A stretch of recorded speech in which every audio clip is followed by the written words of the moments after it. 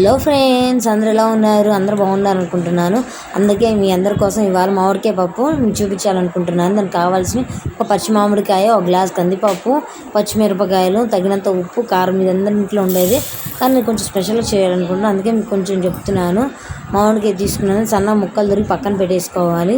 పచ్చిమిరపకాయలు ఇప్పుడు నేను చూడండి కుక్కర్ పెట్టుకుంటే ఏంటంటే కొంచెం మెత్తగా ఉంటుంది కాబట్టి నేను కుక్కర్ పెడుతున్నాను. నాకు చెప్పే కనీసం 4-5 విజిల్స్ అయినా రావాలి, ఎందుకంటే మనం పప్పు అనేది మెత్తగా ఉండాలి కాబట్టి నేను అలా చూపిస్తున్నాను మీకు.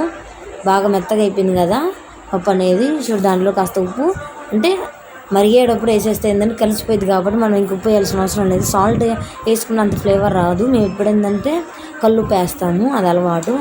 చెంచా కారం సరిపోయింది, ఎక్కువ కారం పట్టదు. దీని మామిడికాయ పప్పు అనేది పులుపు కదా, అందుకే నాకు చింతపండుగా ఉండదు కాబట్టి ఇదే సరిపోయింది. చూడండి ఎంతలా తిప్పుతున్నాను. టేస్ట్ అయితే సూపర్గా ఉంటుంది. తిరమాత ఇంగు తిరమాత వేసాం మేము, సూపర్గా ఉంటుంది. ఇంగు తిరమాత హైలైట్ మామిడికాయ పప్పు అనేది. నచ్చితే మీరు ట్రై చేయండి. నా వీడియోని కొంచెం అందరు కొంచెం అంత తెలియని వాళ్ళు కూడా చెప్పండి. దాంట్లో కుకింగ్ వీడియోస్ వస్తాయి, ముగ్గులు కూడా పెడతాను.